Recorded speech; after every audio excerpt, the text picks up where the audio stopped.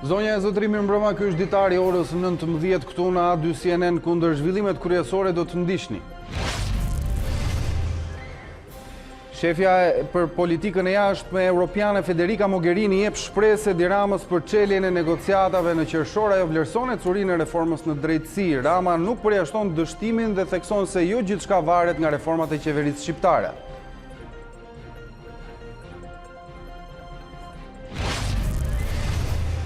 Kuvendi miratoi me 90 vota pro përfshir ato të opozitës re ligjin e fundit në paketën e reformës në drejtësi, ndërsa Indrit Hoxha refuzoi mandatin e deputetit pasi braktisi parlamentin e ai u bashkua protestës së të rinjve demokrat.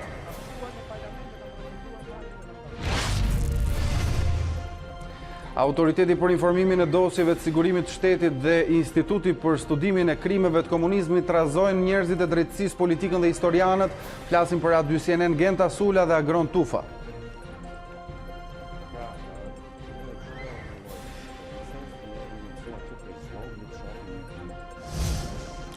Në vijim të kësaj hapësire informative do të kemi lidhje të drejtë për drejta për të diskutuar dhe për të folur për temat kryesore të aktualitetit, pra dhe të ditës së sotshme me gazetarët Indrit Maraku, Marcela Karapanço, Klementina Cenkollari dhe Erald Kodhelaj.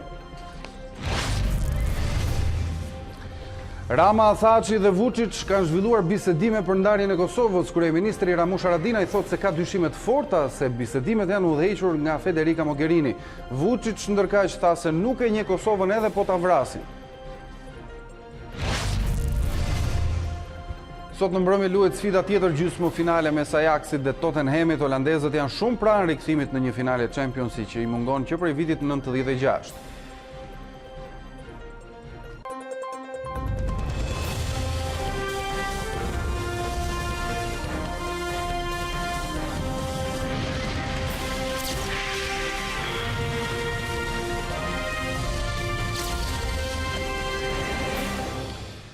Shefja e diplomacisë europiane Federica Mogherini është në Tiranë në një vizitë që ka për qëllim pjesëmarrjen në samitin e Brdo-Brionit, por para nisjes së samitit ajo takoi kryeministrin Edi Rama, me të cilin zhvilloi një konferencë të përbashkët disa minuta më parë. Mesazhet u ndoqën nga kolegu dhe gazetari Indrit Maraku, i cili do të na informojë më shumë në një lidhje të drejtë për drejtë në këto momente.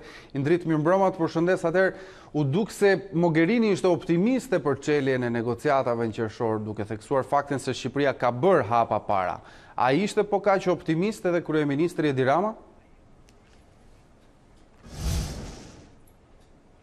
Mirëmbrëma, zonja Mogherini gjatë konferencës përshtyp me kryeministrin Rama theksoi se Shqipëria e ka bërë pjesën e saj dhe i të njëjtit mendim ishte dhe kryeministri Rama. Për sa i përket mundësive për hapjen e negociatave, zonja Mogherini theksoi se kjo nuk është e pamundur, por sigurisht paraqet vështirësitë e veta si opsion dhe zonja Mogherini për këtë kërkoi nga e gjithë klasa politike shqiptare që të bashkohet në përpjekje sidomos gjatë javëve të fundit që të binden ato vende ku brenda të cilave mund të ketë një lloj skepticizmi për sa i përket objektivit të Shqipërisë për hapjen e negociatave. Pyetur nga gazetarja jonë Rona Gjylmi që ndoqi konferencën për shtypje të zonjës Mogherini dhe kryeministrit Rama nëse do të kishte një lloj zhgënjimi në Ballkan, nëse Bashkimi Evropian nuk do të qëndronte angazhimeve të veta ndaj kësaj zone që Brukseli e quan Europë, zonja Mogherini theksoi se vetë ajo do të ishte e para që do të zhgënjehej nëse Shqipëria nuk do të merrte një përgjigje pozitive këtë qershor.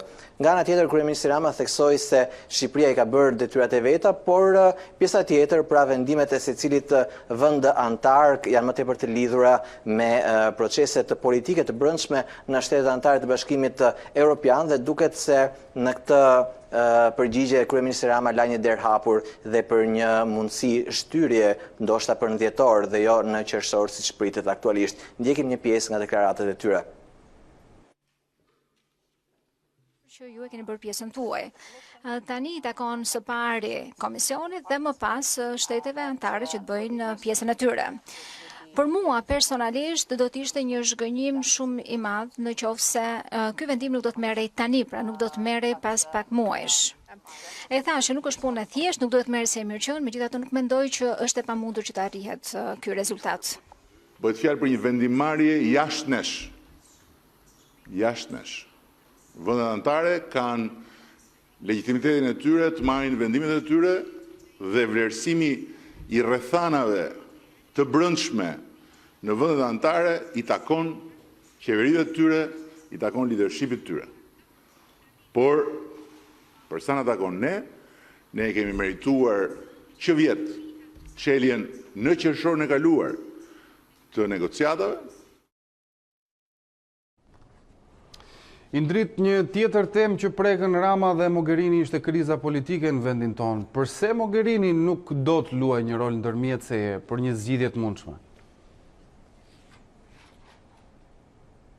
Zoti Mogherini theksoi se ajo asnjëherë nuk ka ndërhyrë me një rol ndërmjetësues apo negociues në çështje të brendshme dhe duket se krizën politike në Shqipëri pra e konsideron si të tillë dhe tha se pret që dhe zgjidhja të vijë nga brenda. Referuar vitit 2017, ajo mohoi që të ketë luajtur një rol negociues, por tha gjithmonë ne përpiqemi që të lehtësojmë dialogun mes palëve, por jo të dialogojmë. Ndërsa zoti Rama theksoi gjithmonë referuar vitit 2017 se eksperjenca tregoi që një marrëveshje si ajo e para 2 viteve nuk solli mësime për klasën politike shqiptare, pra këtë herë tha kryeministri, ai preferon që të ndjekë kushtetutën, ndjekim deklaratat e tyre. Partitë politike nuk duhet të kthejnë shpinën në rolet të tyre të proceseve demokratike dhe përgjegjësisë që kanë ndaj qytetarëve që i kanë votuar dhe qytetarët nuk duhen privuar nga opsionet e ndryshme politike për zgjedhjet e ardhshme vendore. Nuk kam bërë negociata apo ndërmjetësime në 2017 në dinamikën e brendshme të politikës shqiptare dhe nuk e kam bërë këtë kurrë as në vendet e tjera. Kjo nuk është qasja jonë për marrëdhëniet institucionale dhe politike me vendet tona partnere. Sepse çka ka ndodhur i tejkalon të gjithë kufit e të durueshmes nga pikpamja e kornizës demokratike të bashkëjetesës. Dhe për sa më takon, ka ardhur koha që ne t'i qëndrojmë sistemit, t'i qëndrojmë rrugës së përcaktuar nga kushtetuta nga ligji, sepse me sa duket, zgjidhjet për të kaluar një krizë të krijuar për të zgjidhur dhe për të përfituar diçka nga zgjidhja, nuk na kanë ndihmuar të rritemi më shpejt dhe të bëhemi më të fortë nga pikpamja e konstitucionit ton demokratik si shoqëri dhe si politikë. Tema e tretë ndërkohë i ndrit që bisedoi Mogherini dhe Rama ishte ajo e çështjes së shkëmbimit të territoreve mes Kosovës dhe Serbisë si rruga drejt marrëveshjes. Rama u duk se dha një përgjigje për akuzat e Haradinajt për përfshirjen e tij në këtë çështje. Çfarë tha kryeministri? Në fakt pati një përgjigje dhe jo vetëm nga kryeministri Rama, por edhe nga zonja Mogherini, pasi që të dy u pyetën në lidhje me akuzat e kryeministrit Haradinaj, që të dy mohuan që të ketë, ndonse me terma të ndryshëm, mohuan që të ketë një plan apo një komplot apo një marrëveshje të parapërgatitur. Zonja Mogherini theksoi se përgjegjësia aktualisht mbetet mbi autoritetet e Prishtinës për shkak të regjimit të tyre doganor nga i cili duket se Prishtina nuk pranon të heqë dorë, por që të dy theksuan se dialogu i mbetet palëve dhe nuk ka asnjë program apo asnjë plan të parapërgatitur. I ndjekim. Përgjegjësinë tashmë e kanë në dorë ose është në duart e vendimarrësve në Kosovë. Kjo nuk do thotë që ne po heqim dorë nga lehtësimi i këtij dialogut. Dhe me çdi ne nuk jemi pjesë e ndonjë plani të caktuar. Roli i lehtësuesit do të thotë që të krijosh kushtet, atmosferën, ambientin, mundësinë, hapësirën që të dyja palët të bëhen bashkë. Dialogu është i tyre, nuk është i ynë, nuk na përket ne. Dhe jo vetëm që ne respektojmë pozicionet dhe qëndrimet negociuese të secilës palë, por ne marrim shumë seriozisht edhe rolin tonë, edhe unë marr seriozisht rolin tim personal, të mos përcaktuarit të përmbajtjes së marrëveshjeve të ardhshme, por që për sa i përket komplotit për të coptuar Kosovën edhe për të krijuar në mënyrë të fshehtë një harë të re të botës, më kujton atë shprehjen që sa pa dal Facebooku, budallajin e njifte vetëm shtëpia vet. Çdo shqiptar me 2 fije më në kokë e kupton që kjo është e gjitha një gënjeshtër. Ishim me gazetarin Indrit Maraku, unë të falenderoj për këtë lidhje të drejtë për drejtë. Rama, Thaçi dhe Vučić kanë zhvilluar bisedime për ndarjen e Kosovës. Kryeministri Ramush Haradinaj thotë se ka dyshime të forta se bisedimet janë udhëhequr nga Federica Mogherini. Ideja e korrigjimit të kufive është mbyllur në Berlin. Deklarata vjen nga kryeministri i Kosovës Ramush Haradinaj, i cili në një tryezë me temë dialogu Kosovë-Serbi pas samitit të Berlinit, lëshoi akuza të forta në hijen e dyshimeve ndaj kryeministrit Rama, presidentëve Thaçi dhe Vučić. Ekziston një dyshim i pashum që zoti Vučić, zoti Thaçi dhe zoti Rama kanë pasur diskutime lidhur me ndarjen e Kosovës. Ekziston ky dyshim i pashum, nuk muj me konfirmu, po ekziston ky dyshim i pashum, edhe ekziston ky dyshim i pashum se kjo apo në udhëheqjen e zonës Mogherini.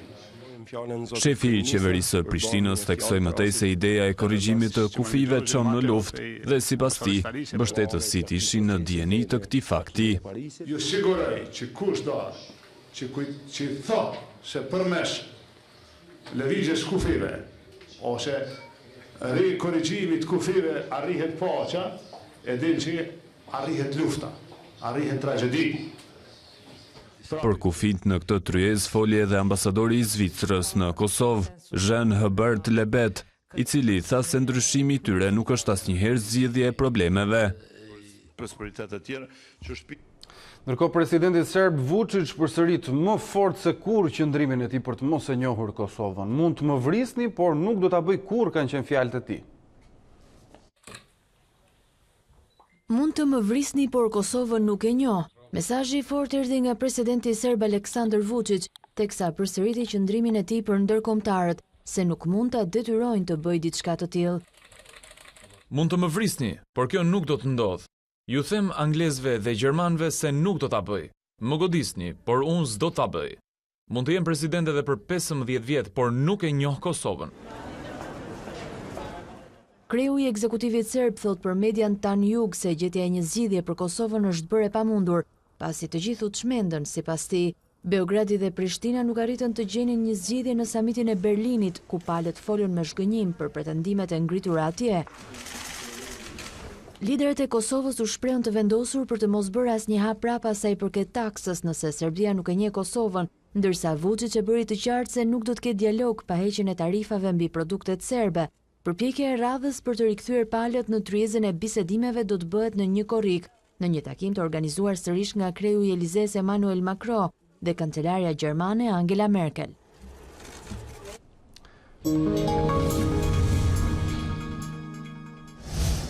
Politika nuk ka ndërhyrë në përzgjedhjen e prokurorit përgjithshëm, edhe pse Arta Marku është një kandidate e zgjedhur me vullnet të majorancës në dhjetor të 2017-s.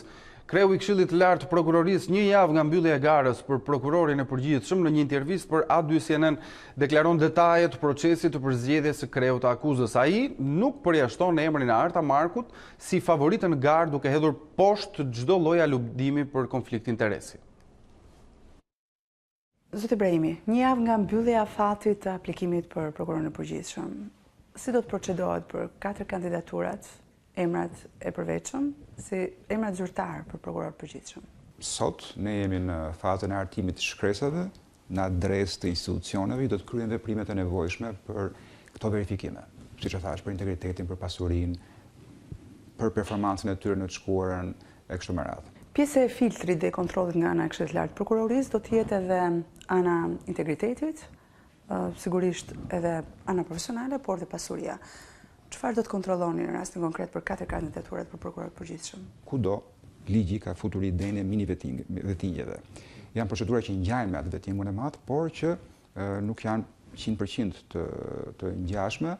Nuk duket se është kusht që një kandidat për prokuror të përgjithshëm, në rast se vjen nga radhët e magistraturës, se mund të vijë nga jashtë, mund të jetë një pedagog, mund të jetë një avokat, në rast se vjen nga radhët e magistraturës, ta ketë kaluar pse s'bën vetingun. Nuk e thot kushtetuta këtë. Nuk e thot hapur as ligji për prokurorin. Sidoqoftë, interpretimi zyrtar i Këshillit të Lartë të Prokurorisë është që një kandidat që vjen nga magistratura do duhet të ketë kaluar vettingun. Prokuroria e përkohshme që prej datës së përzgjedhjes së saj në 2017 në dhjetor ka ushtruar detyrën e saj si prokurore e përkohshme. A do të verifikohet kjo periudhë ushtrimit të detyrës së saj nga ana e Këshillit të Lartë të Prokurorisë dhe si? Po, patjetër. Edhe zonja Marku, edhe zonja Memçaj, të cilat në fakt i kanë kaluar të dyja fazat e procesit vettingut, do t'i nështrojnë këtij mini vettingut që unë përmenda pak më parë, është ai procesi që do të ndodhi brenda 45 ditëve. Kjo intervistë zhvillohet në zyrat e prokurorisë përgjithshme. A mund të aludojmë për deri diku një konflikt interesi për sa i përket edhe për zgjedhjes prokurorit përgjithshëm, për sa kohë Arta Marku është një kandidate zyrtare? Natyrisht që për mua kjo është më shumë një problem që perceptohet nga të tjerë se sa një problem real që kemi ne vetë. Ne natyrisht jemi 11 njerëz të cilët kanë profitet e tyre profesionale dhe individuale. Vendimarrja për prokurorin e përgjithshëm ka për të qenë një proces shumë kompleks, tek i cili do të reflektohen bindjet, besimet e 11 njerëzve dhe rezultatet e punës kandidatëve që vinë nga dosjet e tyre, kështu që atë rreziku më i vogël për një ndikim besoj që azisohet gjatë rrugës, duke pas parasysh faktin që do të përzihen kaq shumë njerëz në këtë vendimarrje dhe faktin tjetër që në fundit çdo vendim do të jetë justifikuar mbi letrat që kanë depozituar kandidatët.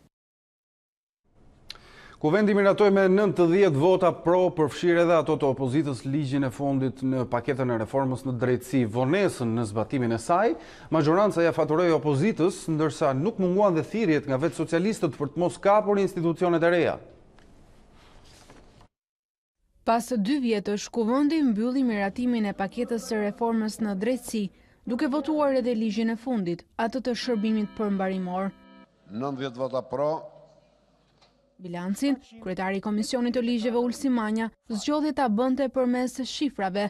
Premtoi se në qershor do të ngrihet Inspektoriati i Lartë i Drejtësisë dhe do të plotësohet gjykata kushtetuese, por vonesën ia faturoi rivalëve politik.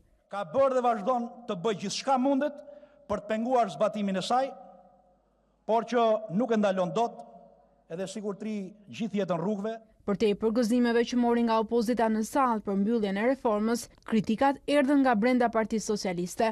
Natyrisht jemi pak të vonuar në kohë duke marrë në konsiderat fakti që kanë qenë ligje me shumicë të thjeshtë. Asnjë interesi ynë, politik apo personal, nuk duhet të ndikojë sadopak në përpjekjet për zbatimin e drejtë të reformës në drejtësi. Ne duhet të kujdesemi për të mbajtur larg çdo që edhe brenda nesh ka interesa klienteliste të momentit në këtë proces. Opozitën, atë jashtë parlamentit, e shigjetoi taulant balla. Përveç akuzës për bllokim të reformave, numri 2 i socialistëve kishte edhe një paralajmërim. Kush guxon të godas, të dhunoj një punonjës policie, kjo prej miratimit të ndryshimeve në Kodin Penal e tutje, do të jetë një vepër penale që do marri vetë se burg. Ndërsa fokusi i majorancës ishte orientuar tek reforma në drejtësi, opozitarët në parlamente kishin vëmendjen tjetër kund. Atëherë pse kanë kaq shumë frikë? Sepse si Rudina Hajdari dhe si bindja demokratike kanë deklaruar si themel të lëvizjes së saj ndryshimin e sistemit ligjor, ndryshimin e sistemit elektoral dhe rrjedhimisht ndryshimin e gjithë kastës politike. Parlamenti votoi Myslim Urizi në kryetar të Kuvendit, Rudina Hajdari në krye të Komisionit të Integrimit dhe Enver Roshin të Medias. Ralf Gjoni do t'jetë nën kryetari i Komisionit të Jashtëm, ndërsa Alban Zeneli i Komisionit të Sigurisë. Ju lutem, jemi në procedurë. Mirë, do të vijojmë flasim për zhvillimet e Kuvendit, seancës së ditës së sotme me kolegen Klementina Cenkollari, do e kem në një lidhje të drejtë për drejtë Klementinën. Klea, mirëmbrëma, atëherë 90 vota për reformën në drejtësi, socialistëve ju bashkojnë edhe votat nga ashtu quajtura opozitare. Duket se socialistët nuk e kanë shumë të vështirë të gjejnë vota në krahun e djathtë parlamentit mes deputetëve të rinj apo jo? Por Arlind, sot opozita e legjitimon faktin që bashkon votat me majorancën në kushtet kur votohet një ligj që i përket paketës së reformës në drejtësi dhe për cilën deputetët e opozitës së re, siç konsiderohen tashmë në Kuvendin e Shqipërisë, janë angazhuar se do të mbështesin për shkak se është edhe një nga kriteret që Shqipëria duhet të plotësojë në kuadër të procesit integrues të saj. Megjithatë, nuk është diçka e re që deputetët e opozitës së re në Kuvend të bashkojnë votat me majorancën. Kjo ka ndodhur që në ditën e parë që janë ulur në seancë plenare në Kuvendin e Shqipërisë, por kryesisht për ligjet të cilat konsiderohen me jo shumë peshë. Angazhimi i tyre ka qenë pikërisht për të qenë pro çdo vendimarrje dhe projekt ligji që vjen nga mazhoranca dhe që i shërben procesit të integrimit të Shqipërisë në Union. Megjithatë, duhet thënë se sot u votua ky ligj tepër i rëndësishëm pasi përmbyll pas pothuajse 24 muaj diskutimet dhe debatet që kanë shoqëruar reformën në drejtësi, por që natyrisht merr fund pra miratimin në Kuvendin e Shqipërisë pa votat e asaj që është opozita e cila ndodhet tashmë jashtë kuvendit. Megjithatë ka pasur një surprizë sot në parlament, Klementina. Një kandidat nga listat e Partisë Demokratike refuzoi publikisht bëhet deputet. A ishte kjo një zgjedhje e momentit apo ishte diçka e para përgatitur? Arjen, mund të them që ka surprizuar që në krye të herës në momentin kur Indrit Hoxha vendosi që të merrte nga Komisioni Qendror i Zgjedhjeve mandatin e deputetit, ka pasur le të themi një lloj reagimi natyrisht jo publik ndër radhët e Partisë Demokratike, kjo për shkak siç thon burimet e mia edhe për shkak të prejardhjes së tij. Ai vjen nga një familje e të përndjekurve politik, por duket se kthimi pas ka ndodhur vetëm në 24 orët e fundit, pasi lëvizja e tij erdhi pasi ai mori një ditë më parë në Komisionin Qendror të Zgjedhjeve mandatin e deputetit dhe ai e përligji pikërisht këtë refuzim të kartonit pikërisht në sallën kuvendore, me faktin se nuk mund të ulet në të njëjtën kuvend me ata që kanë qenë pjesë e diktaturës komuniste, duke thënë se këtë e bënte edhe në respekt të atit të tij. Megjithatë, se çfarë ndodhi deklaratat kryesore të tij, përfshirë edhe një protestë simbolike para kuvendit të Shqipërisë, tenton ta sjellë kronika në vijim. 3 kandidatë të listave të Partisë Demokratike dhe një nga Lëvizja Socialiste për Integrim janë betuar në Kuvendin e Shqipërisë duke marrë mandatin e deputetit. Betohem. Erion Piciri, Kujtim Gjuzi dhe Koçi Tahiri i Partisë Demokratike e Klajdi Çama i Lëvizjes Socialiste për Integrim kanë zënë karriken e deputetit duke e çuar në 112 numrin e përfaqësuesve të popullit në parlament. Surprizë ishte tërheqja nga marrja e mandatit e kandidatit të Partisë Demokratike Indrit Hoxha, i cili 24 orë më parë kishte pranuar nga KQZ të bëhej pjesë e kuvendit. Ai theksoi se këtë akt e bënte në respekt të babait të tij, ish i përndjekuri politik Fatmir Hoxha. E ndërmarr këtë akt politik në shenjë neverie kundër krimit të rilindur të këtij parlamenti i legjitim dhe në respekt të vlerave të familjes time dhe ato që i mat më lart. Refuzoj të marr mandatin e deputetit në një vend ku klika kriminale në pushtet ka zgjesuar gjykatën kushtetuese dhe gjykatën e lartë ka kapur sistemin e drejtësisë. Është drejta jote të kushtetuese të mos bësh betimin, rrugë e mbarë, sukses e njetë. Pas këtij argumentimi, Hoxha ju bashkua të rinjve të Forumit Rinor të Partisë Demokratike dhe Lëvizjes Socialiste për Integrim, që kishin organizuar një protestë simbolike para parlamentit. Ky mandat është mandat i këtyre të rinjve dhe i demokratëve.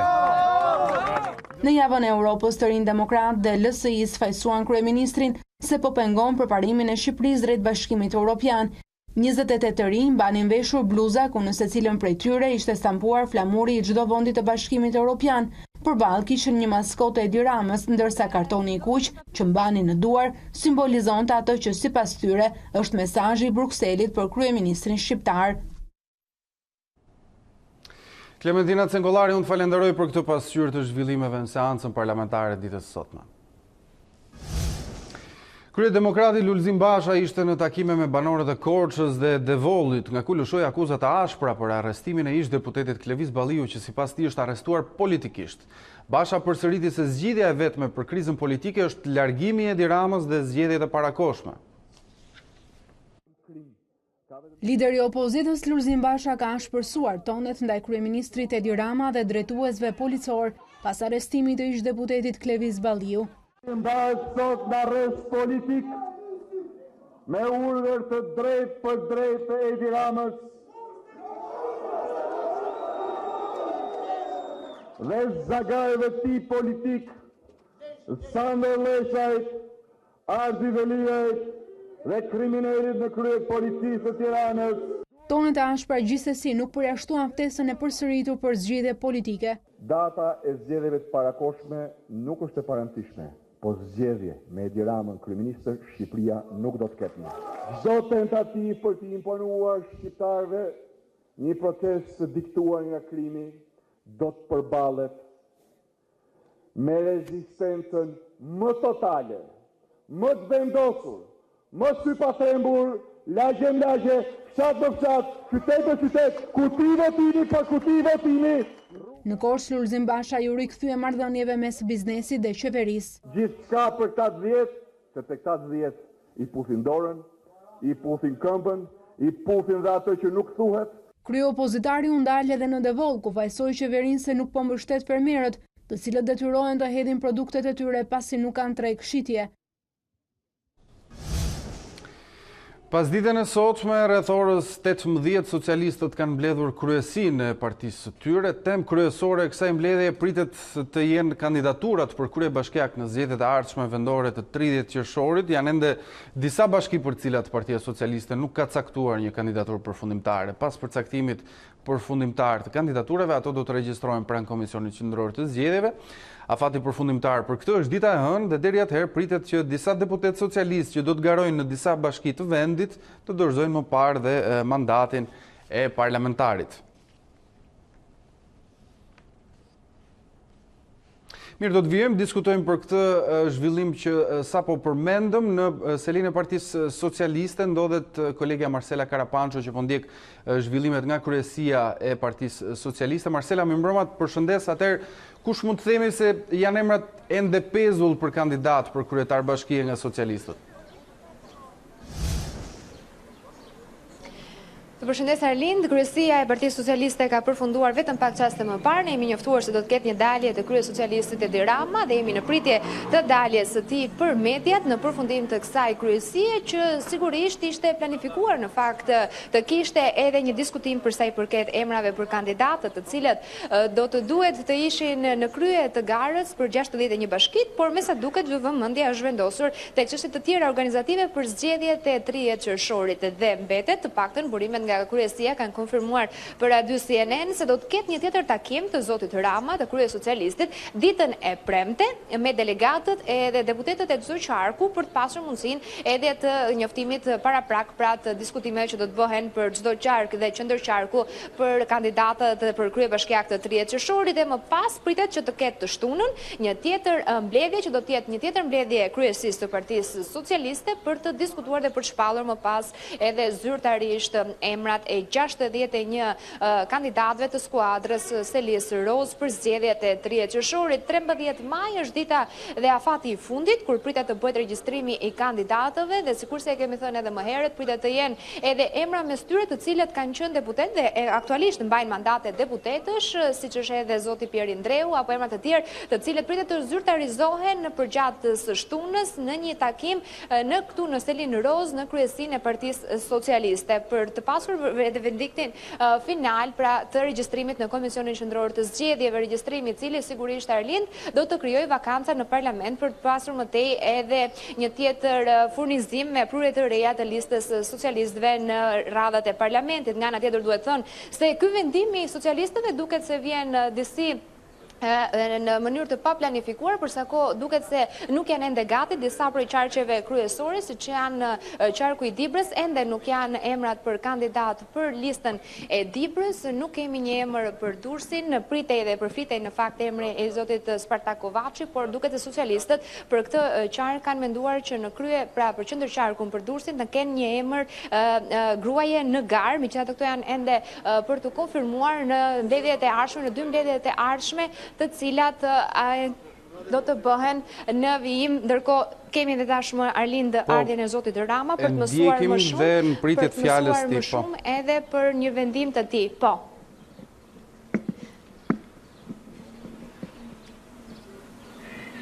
Presim pak zotin Rama.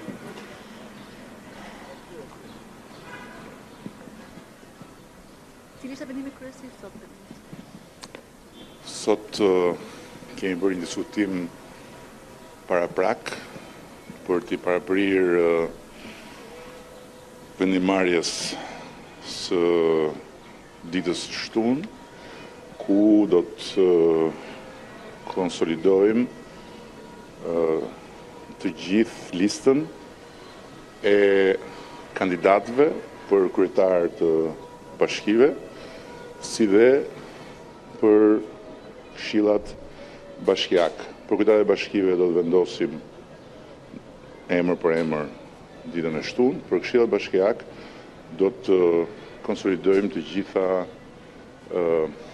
kriteret dhe pastaj do të mandatojmë të deleguarit sipas qarqeve që të depozitojnë sipas afatit listën e kandidatëve për të gjithë këshillat e bashkive për zgjedhjet e 30 qershorit. Kundërministër, sa kandidat do kenë në 30 qershor? Në 30 qershor ne do të kërkojmë votën e qytetarëve në të 61 bashkitë e vendit për të marrë një mandat për 4 vite të ardhshme në drejtimin e mundësisht të 61 bashkive.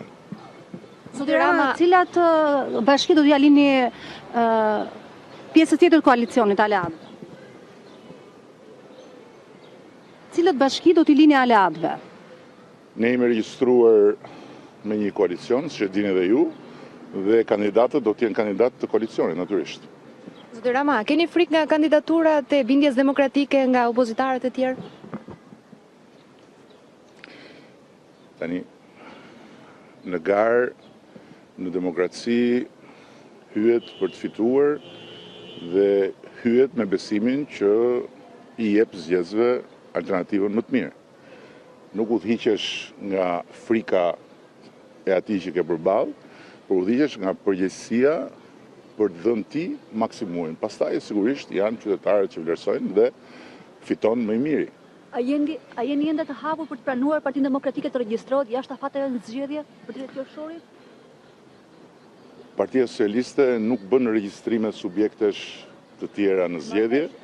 Këtë çështje e trajton qartësisht ligji zgjedhor dhe mbi bazën e ligjit zgjedhor funksionon një administratë zgjedhore që në krye të vet ka Komisioni Qendror të Zgjedhjeve. Në 2017 kishte një ligj zgjedhor dhe u rivendosën afateve fal marrëveshjes politike së drama. E përjashton 17 maj 2? Jemi në 2019 në mos gabohem. 2017 është tani më histori. Në 2017 kemi bërë një përpjekje të jashtëzakonshme, të njanshme, të udhëhequr nga unë në atë rast, që duke pasur edhe përgjegjësinë më të madhe, kam bërë edhe sasinë më të madhe të lutjeve për opozitën dhe për kryetarin e saj.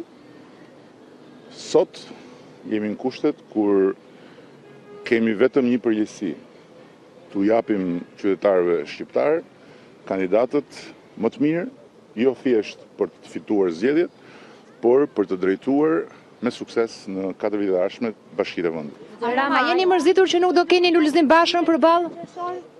Bëni një marrëveshje që të flisni. Jeni mërzitur që nuk do të keni Lulzim Bashën përballë? A jam i mërzitur që ta kem përballë? Duhen gjëra shumë të mëdha që unë të mërzitem.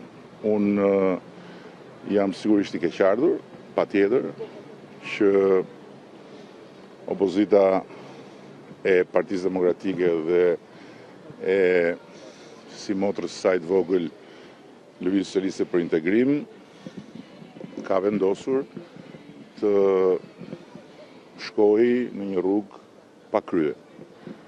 Unë uroj që të jetë një rrugë me kthim për ta, por nuk kam ndërmend të bëj asnjë përpjekje që ata të kthehen nga ajo rrugë, sepse në fund të ditës besoj që ajo që është më rëndësishmja është që sistemi të garantojë pjesëmarrjen e gjithë secilit.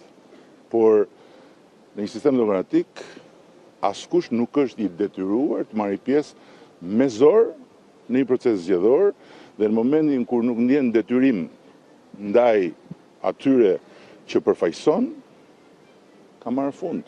Nuk ka një detyrim më të madh se sa ai dhe nuk ka mbi të gjitha një detyrim ligjor për të marrë pjesë me zor në zgjedhje. Nga ana tjetër, s'ka asgjë që e detyron palën tjetër, në këtë rast shumicën qeverisë që të tërheq me zor në procesin zgjedhor ata që nuk duan të marrin pjesë të zgjedhjeve. Është një moment sigurisht i pazakont, por ka gjithë potencialin e vet për të krijuar një situatë të re politike.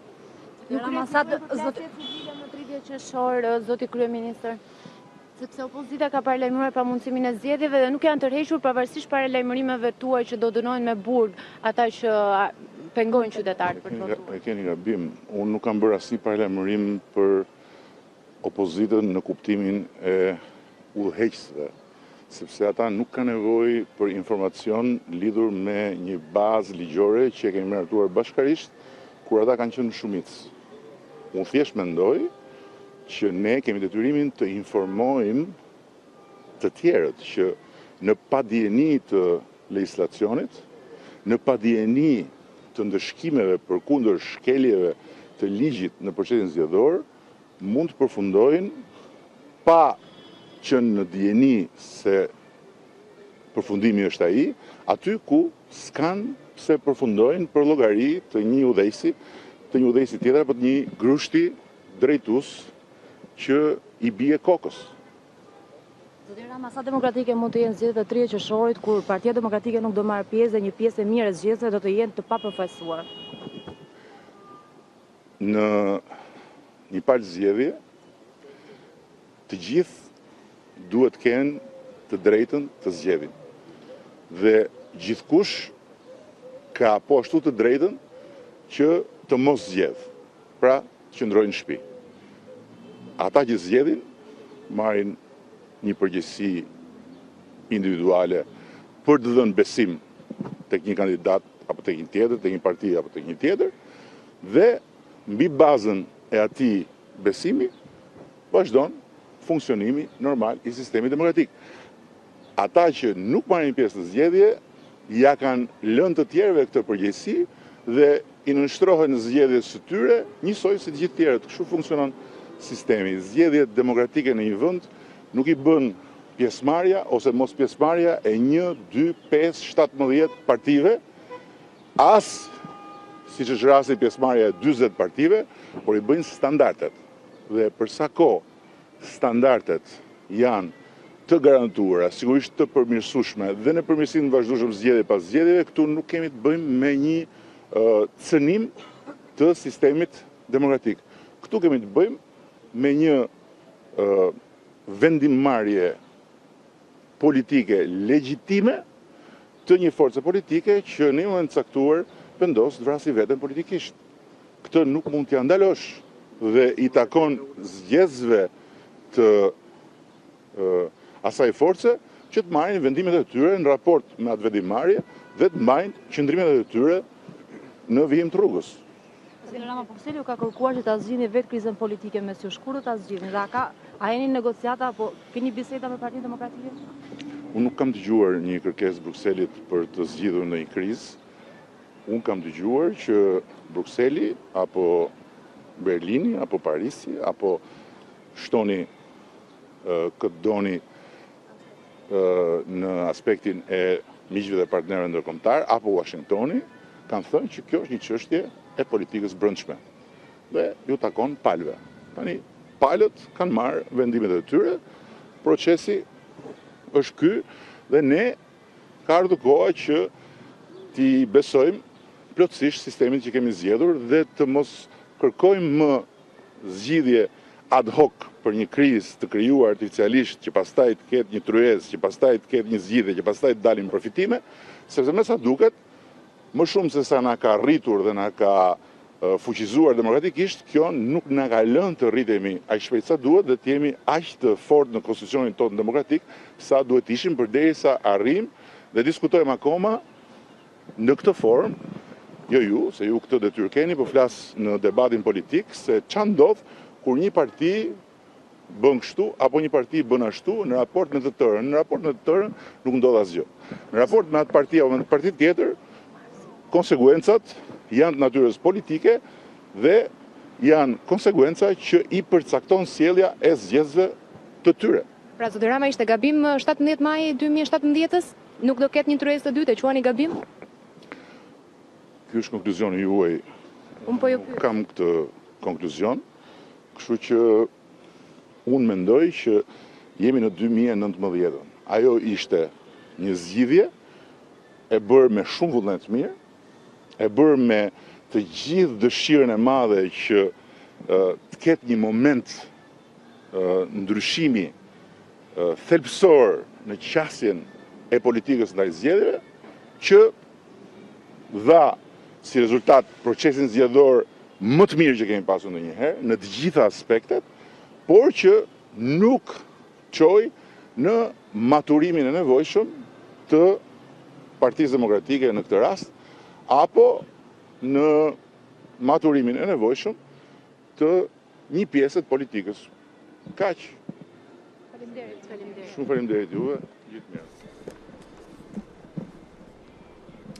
Ishte kjo deklarata e kryeministrit pra komunikimi i tij me mediat pas daljes dhe përfundimit të mbledhjes së kryesisë së Partisë Socialiste. Ndërkohë jam sërish në komunikim edhe me kolegen Marcela Karapanço që drejtoi dhe pyetjet e saj. Marcela, po në fakt ndoqëm batutat dhe përgjigjet e kryeministrit gjatë pyetjes së kolegëve. Në fakt shumë interpretueshme është ajo 2017 ka kaluar, tani jemi në 2019.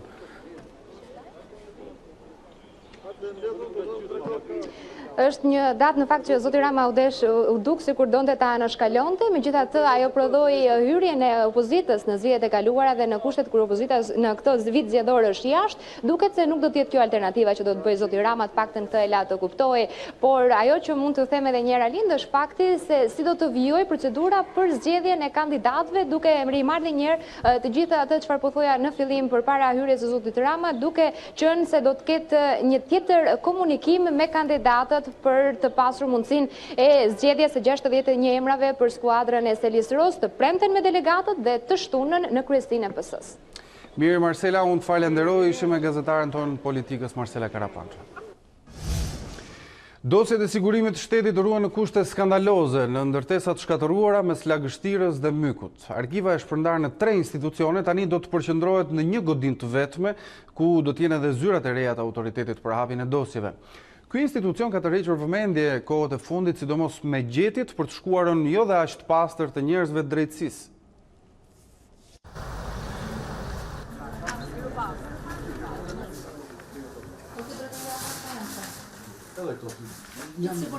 Sigurim është kjo.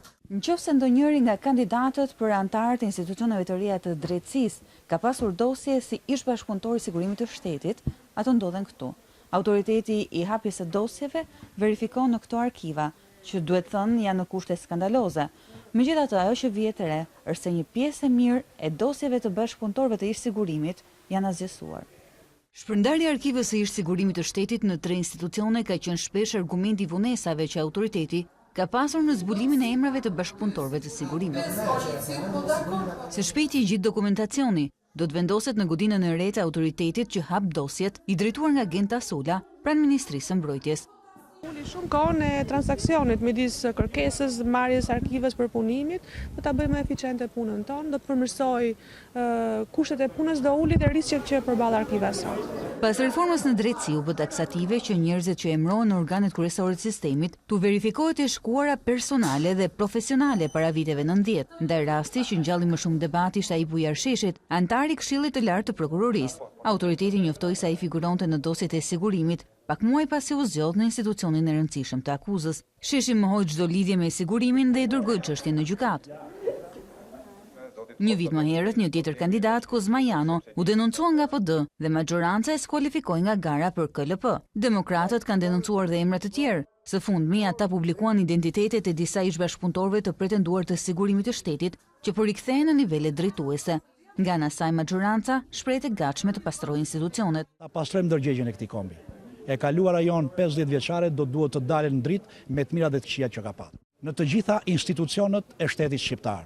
Është shumë e nevojshme, është historia jonë fundit, nuk e shbëm dot. Por me sa duket vullneti mbetet vetëm në nivel deklaratash, pasi për garën më të afërt, atë për bashkit, asnjë nga partitë nuk ka kërkuar informacion për njerëzit që dëshiron të kandidojë.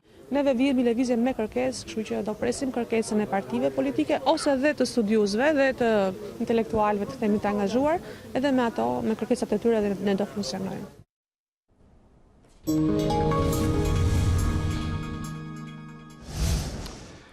dhe Kuksi janë dy skuadrat që do të luajnë në finalen e Kupës së Shqipërisë për edicionin 2019. Kryeqytetasit u kualifikuan pas fitores 5-3 ndaj Luftëtarit, një sukses i rëndësishëm jo vetëm për të synuar shpëtimin e sezonit, duke synuar fitimin e një trofeu dhe garantimin e një biletë në Kupat e Europës, por edhe për moral përpara derbit të së dielës.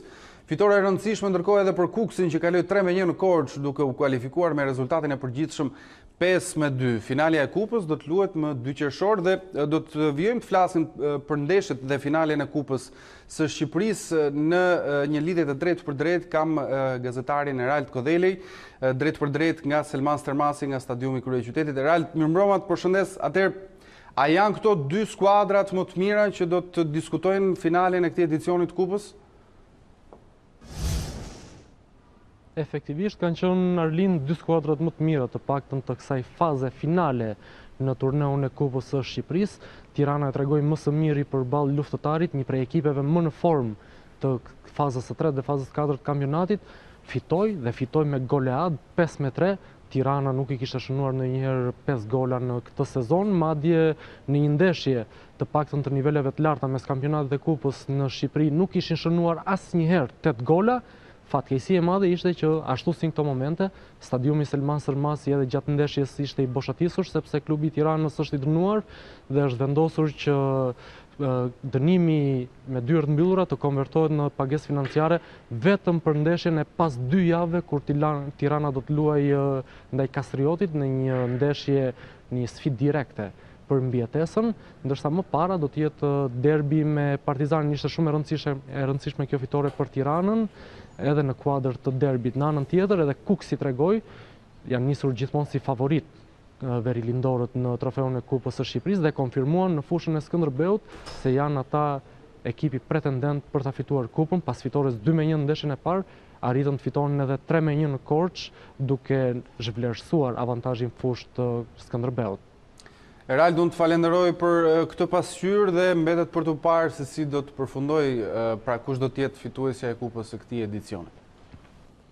Mbetemi tek sporti, sot ndërkohë luhet sfida gjysmëfinale e dytë që premton gjithashtu spektakël në Champions League. Ajax pret këtë herë Tottenhamin në shtëpi, teksa në Londër një javë më parë fitoi me rezultatin 1-0. Holandezët janë shumë pranë rikthimit në një finale Champions League që mungon që për vitit 1996. Bileta e finales kërkohet dhe ndërrohet ndërkohë edhe nga Tottenhami që duhet të zhvlerësoj golin e pësuar në shtëpi për trajnerin e Spurs Pochettino.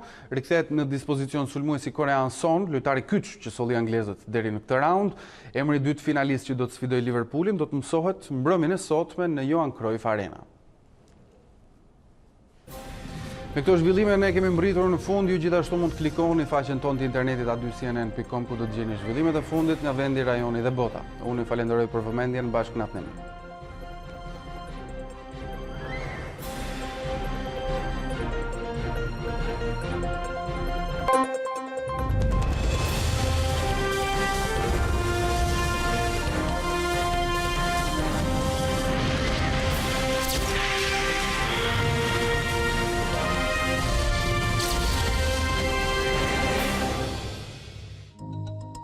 Unë jam Arlind Disa, ky është Ditari në A2 CNN. Për të parë të gjitha videot e Ditarit, klikoni subscribe.